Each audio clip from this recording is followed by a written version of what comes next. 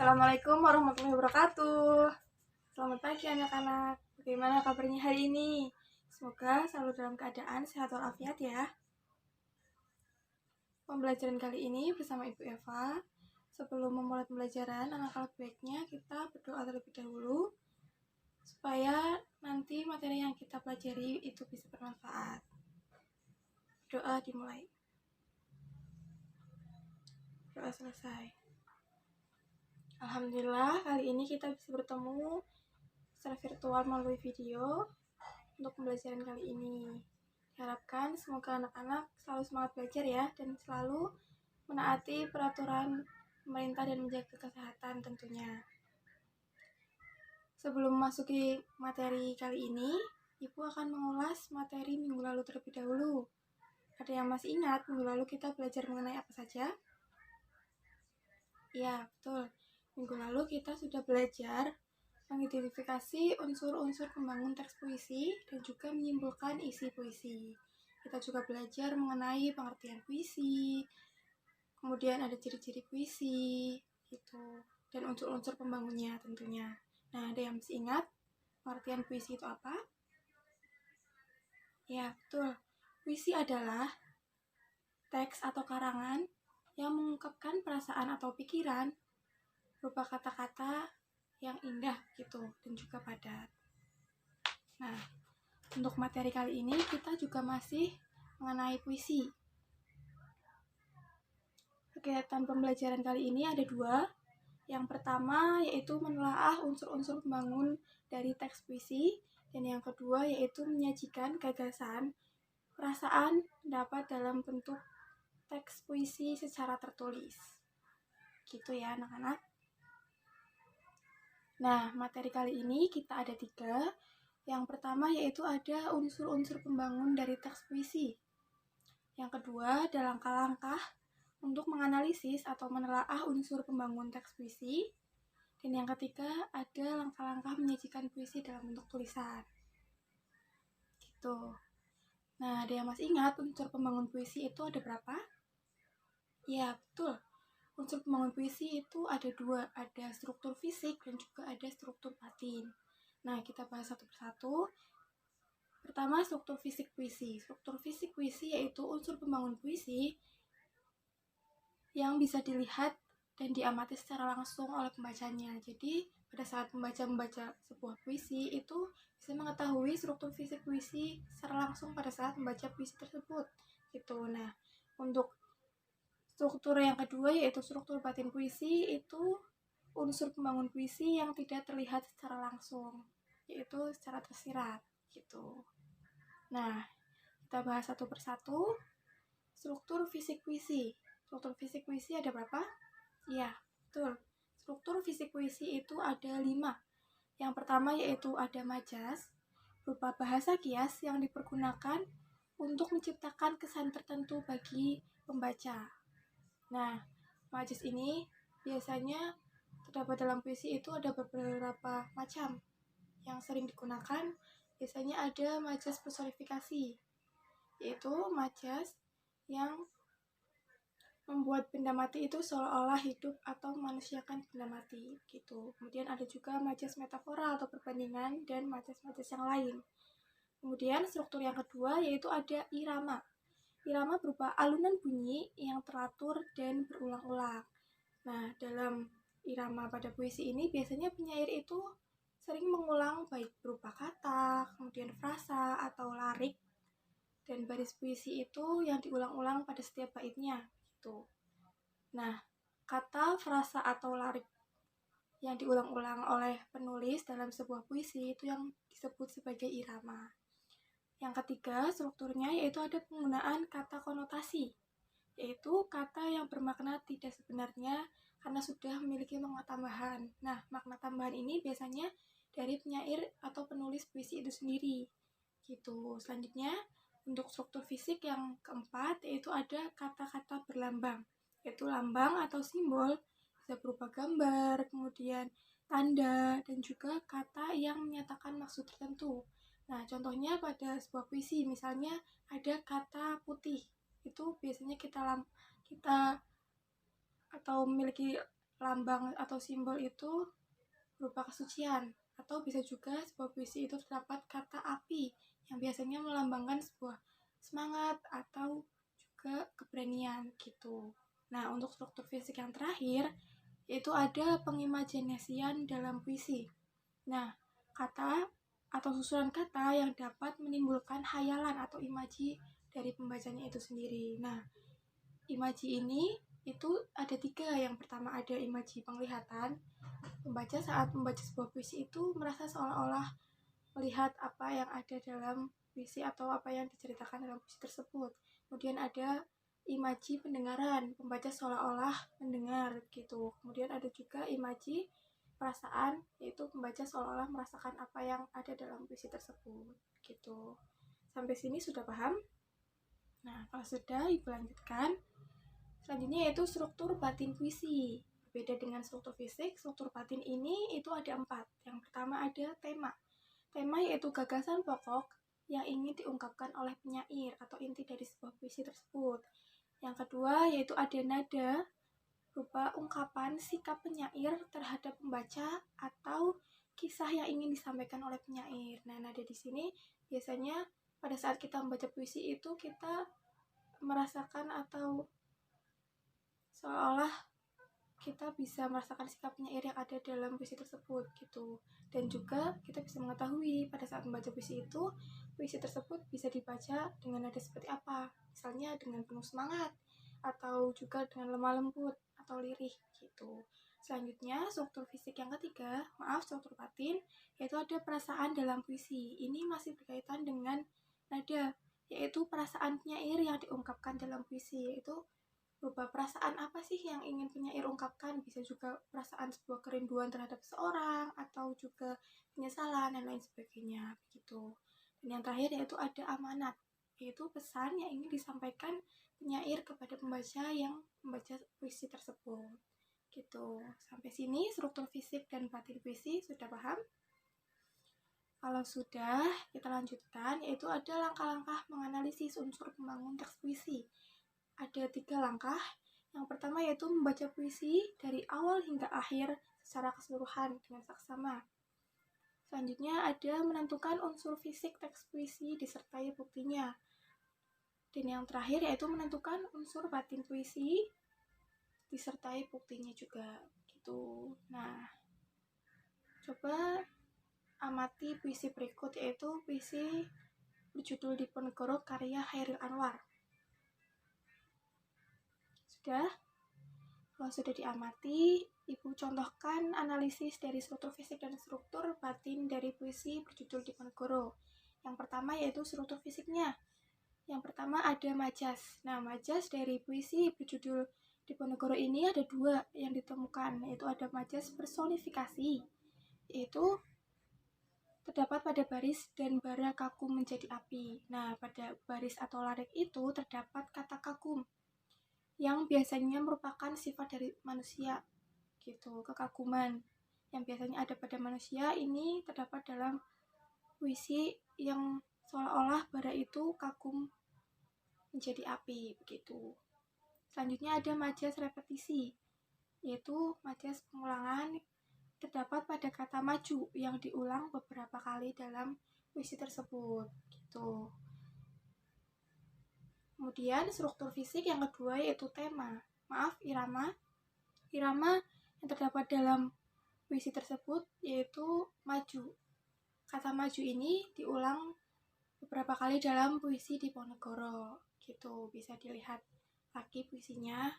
Nah, untuk struktur fisik yang ketiga yaitu penggunaan kata konotasi. Nah, ini terdapat 3 kata konotasi yang ditemukan dalam puisi Diponegoro. Yang pertama yaitu ada kata api yang memiliki arti tambahan, yaitu kekaguman penulis, yaitu Chairil Anwar kepada Pangeran Diponegoro. Kemudian ada kata pedang yang memiliki arti tambahan, yaitu bantuan kekuatan militer yang sudah terlatih gitu. Karena pedang juga tajam gitu ya, jadi sudah terlatih. Kemudian ada kata keris yang memiliki arti tambahan, yaitu bantuan kekuatan doa, karena keris dipercaya identik dengan kekuatan magis gitu ya. Nah, itu merupakan penggunaan kata konotasinya. Selanjutnya yaitu ada kata-kata berlambang. Nah, di sini ditemukan kata-kata yang memiliki lambang itu ada kata api, yaitu melambangkan keinginan atau semangat yang membara dari Diponegoro gitu. Kemudian ada pengimajinasian dalam puisi. Nah, di sini pengimajinasiannya terdapat ada dua, yaitu yang pertama pada baris dan bara kagum menjadi api, yaitu imajinya penglihatan, yaitu seolah-olah pembaca dapat melihat bara yang kagum menjadi api. Nah, yang kedua yaitu pada baris pedang di kanan, keris di kiri. Ini juga imaji penglihatan, pembaca seolah-olah melihat pedang dan keris yang berada di kanan dan kiri Pangeran Diponegoro gitu. Nah, selanjutnya yaitu contoh dari analisis struktur batin puisi. Yang pertama ada tema. Tema dari puisi Diponegoro ini yaitu semangat perjuangan dari Diponegoro. Selanjutnya yaitu nada.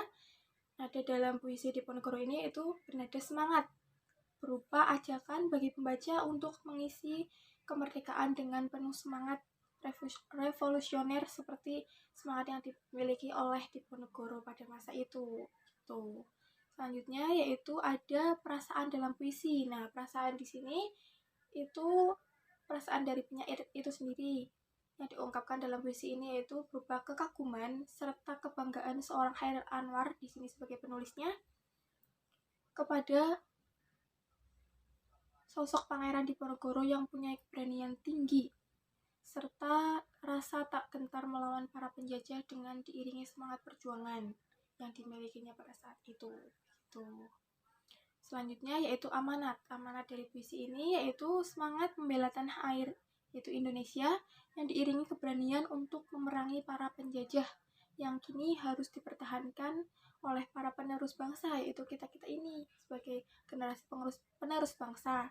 Nah, keberanian dalam memerangi para penjajah tersebut dapat kita terapkan juga dalam kehidupan sehari-hari gitu. Nah, sampai sini untuk contoh analisis struktur fisik dan juga batin puisi sudah paham? Nah, kalau sudah, kita lanjutkan lagi, yaitu langkah-langkah untuk menulis puisi atau membuat puisi. Yang pertama yaitu mengamati peristiwa atau objek yang akan ditulis menjadi puisi. Nah, Ibu contohkan di sini ada gambar, yaitu bisa dilihat gambar tempat yaitu di Simpang 5. Di sini bisa diamati di Simpang 5 ini terdapat apa saja gitu. Di gambar tersebut terdapat apa saja. Nah, setelah mengamati peristiwa atau objek yang akan ditulis, selanjutnya kita tentukan tema puisi berdasarkan peristiwa atau objek yang diamati. Nah, selain gambar berupa objek yang diamati itu, kita juga bisa mengamati hal-hal yang ada di sekitar kita. Bisa mengamati lingkungan sekitar, kemudian hal-hal yang terjadi di sekitar kita gitu, atau peristiwa-peristiwa alam yang bisa kita jadikan objek untuk menulis puisi. Nah, selanjutnya kita tentukan tema dari gambar Simpang 5 tersebut. Tema yang dapat kita ambil yaitu mengenai keindahan kota gitu. Singkatnya itu Kota Semarang. Selanjutnya kita data, yaitu mendata kata-kata berdasarkan peristiwa atau objek yang diamati. Nah, kita lihat lagi dari gambar Simpang 5 tersebut. Dalam gambar tersebut terbersit atau terfikirkan kata-kata apa saja anak-anak yang bisa kalian temukan atau yang ada dalam gambar tersebut. Nah, ini Ibu contohkan. Di situ Ibu terfikirkan kata ramai. Karena di gambar tersebut ramai ya, ada banyak sepeda-sepeda dan juga orang-orang yang berkerumun di sekitar situ. Kemudian ada kata berisik. Yang pasti karena ramai, otomatis berisik gitu ya. Kemudian ada bahagia karena suasana malam, keindahan kota, otomatis di situ juga ada kebahagiaan, bahagia berkumpul bersama gitu. Kemudian ada berkilau karena ada lampu-lampu, otomatis itu juga ada kilau-kilau. Kemudian ada penuh. Nah, penuh juga otomatis terlihat juga dalam gambar tersebut, penuh sesak dengan sepeda-sepeda dan juga orang-orang yang ada di sana. Selanjutnya juga ada sedih.